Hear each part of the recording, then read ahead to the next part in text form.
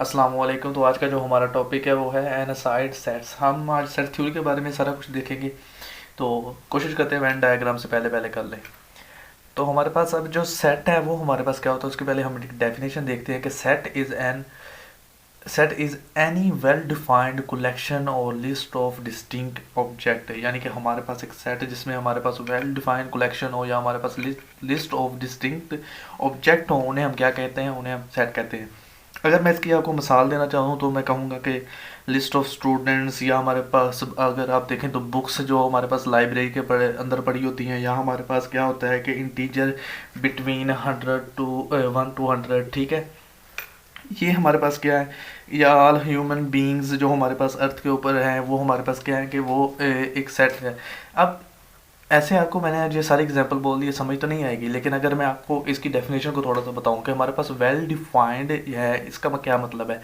इसका मतलब यहाँ पर हमारे पास ये जो टर्म यूज़ हो रही है, मतलब ये है कि any object must be classified either belonging or not belonging to the set under consideration. अगर हमारे पास देखें एक सेट है, आपने अगर हमारे पास एक लाइब्रेरी है तो उसके अंदर जो बुक्स हैं या तो वो बुक उस साइड पे बिलोंग कर रही है या नहीं कर रही। तो ये इस तरह हमारे पास क्या है, अब आपको थोड़ी समझ आ रही होगी। अब हमारे पास दूसरा जो हमारे पास अब ये टर्म डिस्टिंक्ट ऑब्जेक्ट का कह रहा है, ये हमारे पास इसका क्या मतलब है। इसका मतलब ये है कि इम्प्लाइज कर रहा होता है, ये हमारे पास बताता है हमें कि any object must appear only once, कि हमारे पास कोई भी जो ऑब्जेक्ट है उसने क्या करना है, ओनली वन टाइम अपेयर होना। जैसे कि आप देखें, अगर आप सेट के अंदर आप देखें, अगर मैं लिखूँ यहाँ पर, अगर एक डाई थ्रो करते हैं तो उसके अंदर कितने हमारे पास आउटकम है। अगर मैं कहूँ कि 1 2 3 4 5 एंड 6, तो ये देखें हर एक एक दफ़ा ही आ रहा है, और उसके अलावा हर एक क्या है कि बिलोंग कर रहा है या नहीं कर रहा। तो देखें बिलोंग तो सारे के सारे कर रहे हैं। अगर मैं 7 कहूँ यहाँ पर या 0 कहूँ तो वो क्या है, वो यहाँ पर बिलोंग नहीं कर रहा होगा। तो ये क्या है, एक वेल डिफाइंड भी है और हमारे पास डिस्टिंक्ट ऑब्जेक्ट भी हैं इसके। अच्छा, अब हमारे पास जो ऑब्जेक्ट होते हैं डेट आर इन सेट, आप देखें एक सेट है उसके अंदर जो ऑब्जेक्ट है उन्हें हम क्या कह सकते हैं, उन्हें हम या तो कहते हैं कि मेंबर, या हम उन्हें कहते हैं कि एलिमेंट ऑफ दैट सेट। अब देखें अगर हमारे पास एक सेट है ना ए, तो इसके अंदर ये जो इसके अंदर जो हमारे पास मौजूद है ये इसके क्या है, अब ये 4 इसके मेंबर हैं या इसके क्या है, एलिमेंट हैं। इस तरह अगर मैंने ये सेट बी लिखा तो ये इसके 4 क्या है, एलिमेंट है या इसके क्या है, मेंबर हैं। ठीक है, अब हमारे पास सेट आर यूजली जो हमारे पास है उसे हम डोनेट किससे करवाते हैं, उसे हम कैपिटल लेटर से डोनेट करवाते हैं। तो ये देखें अगर ये सेट है तो इसे मैंने कैपिटल लेटर ए के साथ, और ये वाला सेट है तो उसे मैंने कैपिटल लेटर बी के साथ डोनेट करवाया है। जबकि हमारे पास जो एलिमेंट होते हैं या उसके मेंबर होते हैं उसे हम किसी के साथ, उसे हम स्मॉल लेटर के साथ रिप्रेजेंट करवा रहे होते हैं। जैसे अब देखें यहाँ पर मैंने स्मॉल लेटर क्या है यूज़ किया, ए बी। ठीक है, उसके बाद में एक्स वाई, इस तरह आप क्या करेंगे, स्मॉल लेटर के साथ उसे डोनेट करवा रहे होंगे।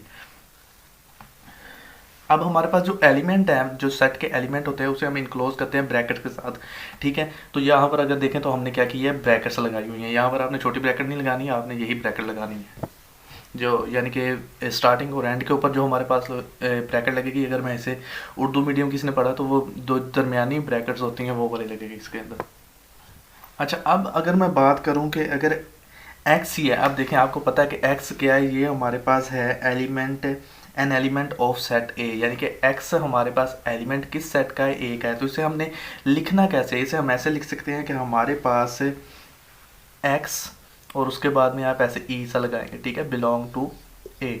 अब इसे हमने रीड कैसे करना है, इसे हम ऐसे रीड करेंगे कि एक्स बिलोंग्स टू ए, या हम इसे ऐसे भी कह सकते हैं एक्स इज इन ए। ठीक है, दोनों का मतलब यही है कि अब x बिलोंग्स टू ए, यानी कि x ए के अंदर बिलोंग कर रहा है, या x इन ए, इसका मतलब क्या है कि x ए के अंदर है।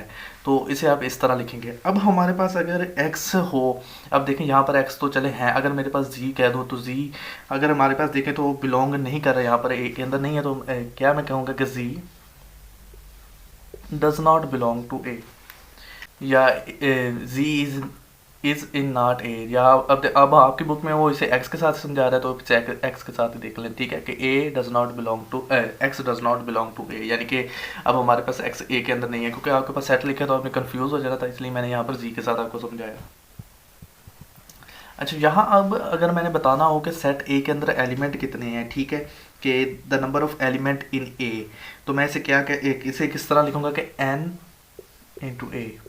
ठीक है, तो इसे मुझे पता है कितने हैं, 4 है इसके अंदर। तो n इंटू ए के साथ आप इसे क्या कर रहे होंगे, आप इसे रिप्रेजेंट कर रहे होंगे कि द नंबर ऑफ सेट ए, उसे आप ऐसे लिखेंगे एन ए, यानी कि इसके अंदर अब अब एन ए लिखने का मतलब क्या था, वो ये बता रहा होगा आपको कि इसके अंदर नंबर ऑफ एलिमेंट कितने हैं ए के अंदर। अब एक ऐसा सेट जिसके अंदर हमारे पास कोई भी एलिमेंट ना हो तो उसे हम क्या कहेंगे, उसे हम एंटी या नल सेट कहेंगे, ठीक है। और उसे हम डोनेट किसके साथ करवाएंगे, इसके साथ करवाएंगे, ठीक है। तो यहाँ आपके पास इस तरह भी आपके पास ये लिखा हुआ होता है।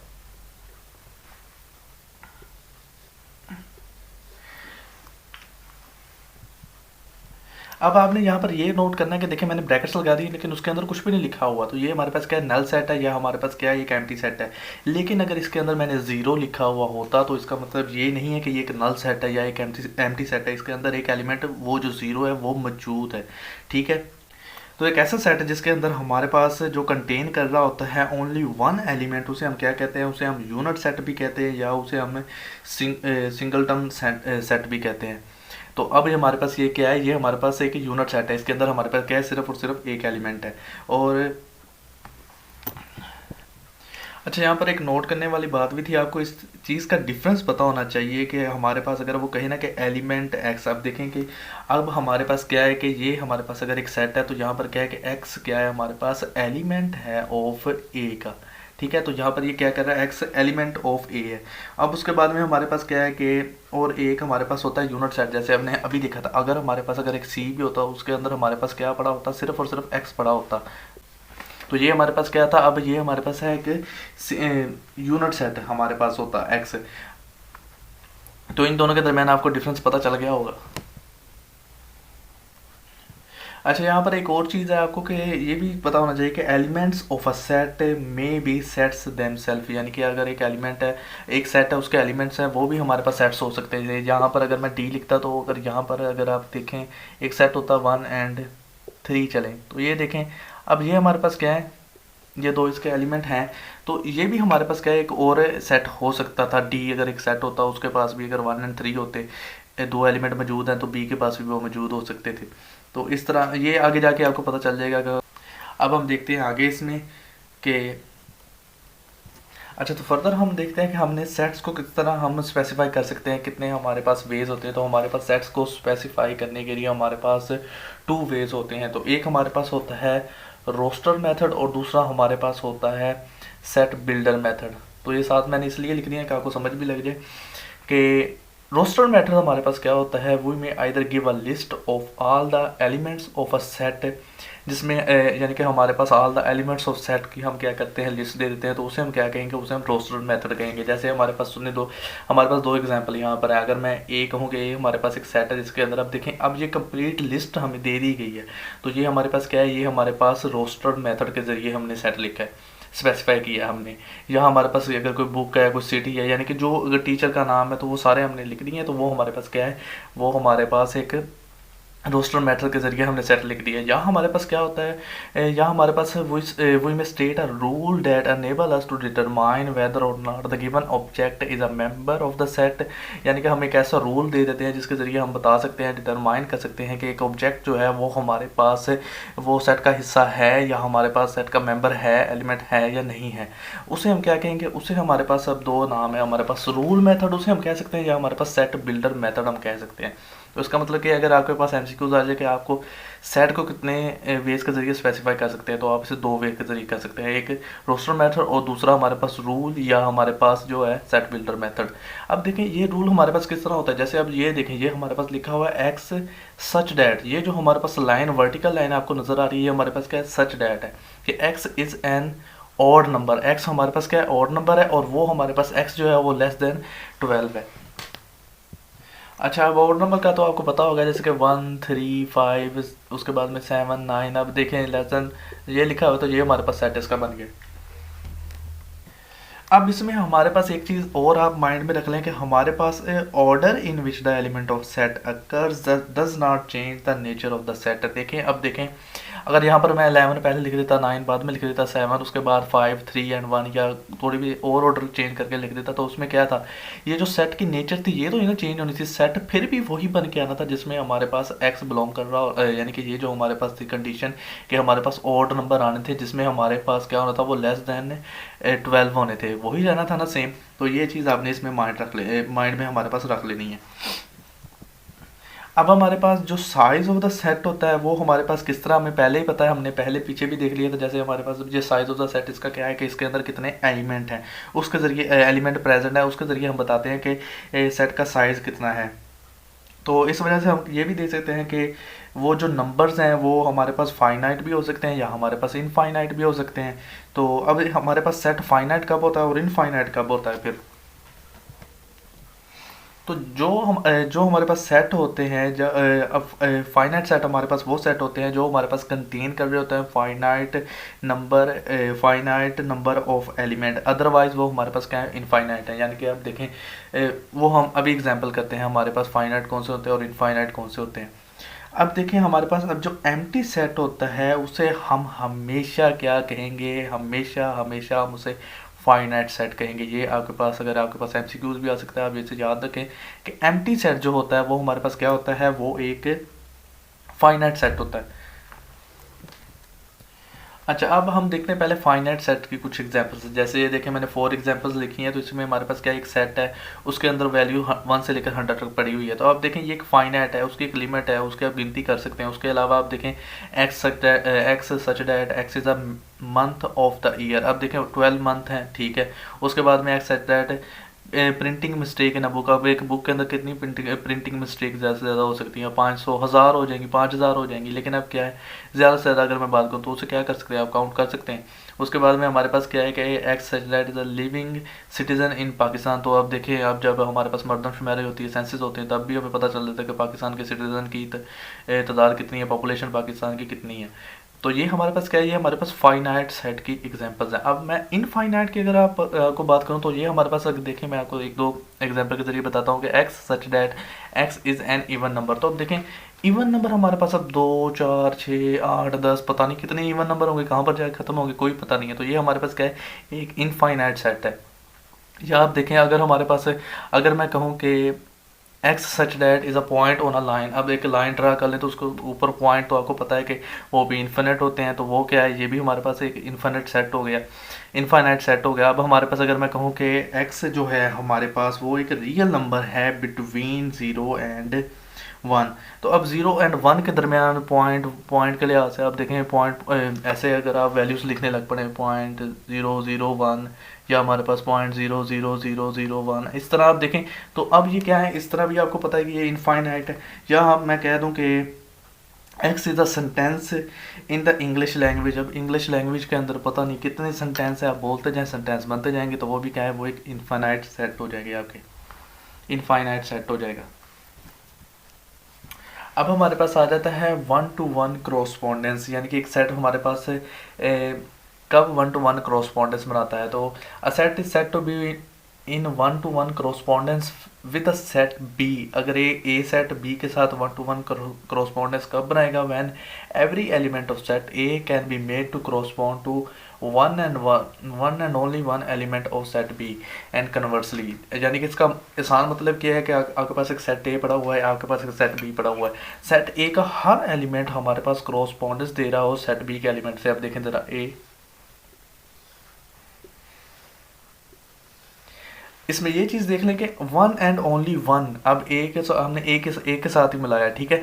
तो ये क्या है हमारे पास, हमारे पास यहाँ पर ये सेट, ये जो है हमारे पास set A and B are in 1-to-1 correspondence है हमारे पास यहाँ पर।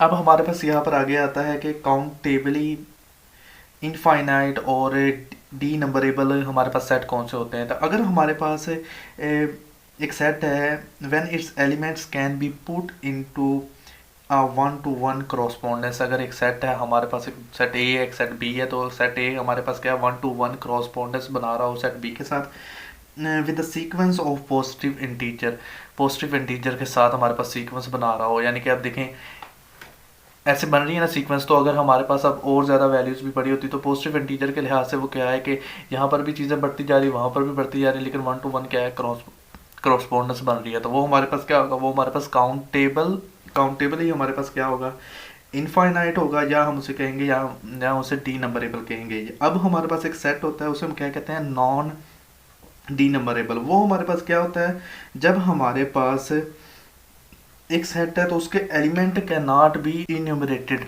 यानी कि अब देखें हमारे पास जो सेट थे इनफाइनाइट सेट थे, तो इजीली अगर मैं आपको समझाऊं तो वही जो हमारे पास होंगे वो हमारे पास नॉन डी नंबरेबल होंगे, यानी कि उनके गिनती नहीं आप कर सकते, इनफाइनाइट चले जाते हैं। तो अब हम देखते हैं सबसेट। तो अगर हम सबसेट की बात करें ना, तो यहाँ पर हमारे पास क्या होता है subset, a set that contains consist of some elements or member of another set is called a subset of that set। अगर हमारे पास दो सेट हैं, ए है बी है, तो अगर मैं यहाँ पर ही आपको बताऊँ, अगर हमारे पास ये क्या है ए सेट है, अब हमारे पास अब बी सेट है, तो यहाँ पर अगर आप डेफिनेशन को गौर से देखें तो हमारे पास क्या है सम एलिमेंट और मेंबर। अब देखिए 1 भी इसमें है, 3 भी इसमें है और 5 भी इसमें है, तो ये क्या है some element of another set हमारे पास क्या है बी के अंदर है हमारे पास।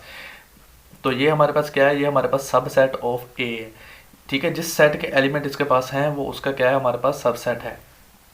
अब हमारे पास अगर मैं इसे एग्जांपल के तरीके बताऊं तो ये अगर बी हमारे पास है सबसेट ऑफ ए, ठीक है, यानी कि इसका मतलब क्या है कि every member of B is also a member of set A. अगर मैं यहाँ से ही बताऊँ ना तो ये देखें ज़रा, every member of B, B के जो से भी मेंबर हैं वो एलिमेंट सेट ए के हैं, ठीक है, ऐसे ही है।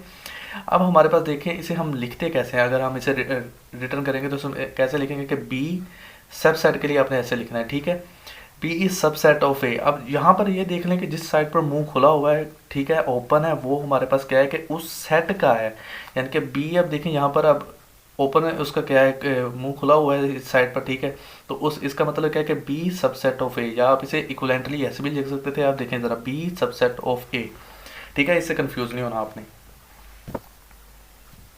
तो इसके पढ़ने के तरीके क्या क्या थे, एक तो आपने समझ लिया ना कि B इज सबसेट ऑफ ए, या हम ऐसे भी इसे कह सकते थे कि B इज कंटेन्ड इन ए, यानी कि B हमारे पास A के अंदर कंटेन हो रहा है, या हमारे पास A कंटेन्स B। अब देखें A क्या कर रहा है, B को कंटेन कर रहा है, इसके अंदर जो वैल्यूज हैं, या इन तीनों में से आप दो यानी कि जो मर्जी लिख सकते हैं कि B is subset of A, या हमारे पास B is contain in A, या A कंटेन्स B। अब एग्जाम्पल, ये एग्जाम्पल आपको पहले समझ आ गई है। तो अब देखें इसके लिए इसके बाद में हमारे पास, अब हमारे पास यहाँ पर एक चीज़ आपकी नोट करने वाली ये है कि अगर हमारे पास एक सेट है ना, अगर मैं कहूँ ना कि ए है, तो ये ए जो हमारे पास सेट है ये हमारे पास 1 एंड 2 एंड 3 है, चलें यही मैं अगर कह देता हूँ, तो ये हमारे पास वो हमें यहाँ पर ये बता रहा है कि ए जो है हमारे पास ऑलवेज रिगार्डेड होता है अ सबसेट ऑफ इटसेल्फ। अगर देखें ना कि अगर इसी के आपको सबसेट बनाने का फार्मूला अगर आपको पता हो तो 2 की पावर 3, यानी कि जितने एलिमेंट हैं 2 उसकी पावर 3। अब इसके मुझे पता है कितने बनने हैं, 8 बनने हैं, तो कैसे बनने थे सबसेट इसके, तो ये देखें इसमें हमारे पास क्या हो जाना था, एक हमारे पास ये खाली सेट हो जाना था, उसके बाद में हमारे पास बन जाना था इसका, ये हमारे पास एक एलिमेंट इसका बन जाना था 1, इस तरह 2, फिर हमारे पास बन जाना था 3, देन हमारे पास हो जाना था 1 एंड 2, 1 एंड 3,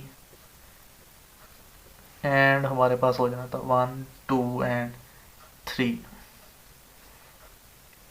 ब्रैकेट्स थोड़ी सी ऐसे लग गई हैं।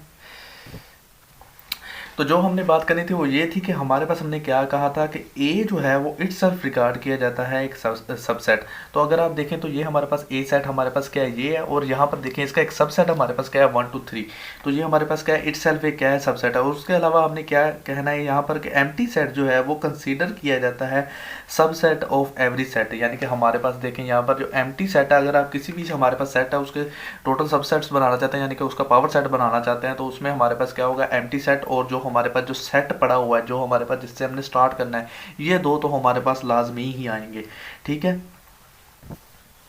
अब हमारे पास दो एलिमेंट जो अब हमारे पास दो सेट अगर पड़े हों ए एंड बी, तो वो हमारे पास इक्वल और आइडेंटिकल कब होंगे, वो हमारे पास इक्वल एंड आइडेंटिकल तब होंगे जब इफ़ एंड ओनली इफ़ वो कंटेन कर रहे होंगे एग्जैक्टली सेम एलिमेंट, ठीक है।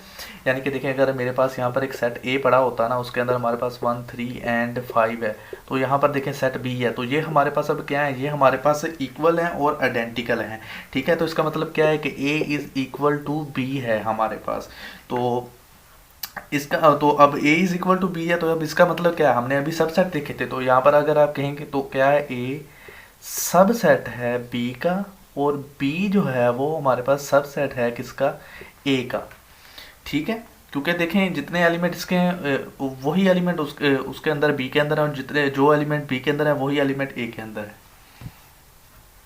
अब अगर हमारे पास अगर बी एक ऐसा सेट है जो कंटेन कर रहा है सम एलिमेंट, ठीक है, सम एलिमेंट की बात हो रही है, तमाम एलिमेंट नहीं है उसके पास ऑफ अनदर सेट ए, यानी कि अब देखें अगर मैं इसकी और इसी की बात ही कर रहा हूँ तो बी हमारे पास सम एलिमेंट ऑफ ए है, इसके पास कुछ एलिमेंट है बी के पास जो ए के अंदर हैं, लेकिन उसके पास सारे के सारे एलिमेंट नहीं है एक जो ए के पास हैं। तो लेकिन ए जो है उसके पास सभी के सभी एलिमेंट हैं जो बी के अंदर हैं, ये बात समझ लें, बी के पास सारे एलिमेंट ए के नहीं है लेकिन ए के पास सारे एलिमेंट बी के हैं। तो उसका मतलब क्या है कि हमारे पास जो बी है वो तो सबसेट है ए का, यानी कि ये ऐसे सबसेट है ए का, लेकिन हमारे पास क्या है कि बी नॉट इक्वल टू ए है।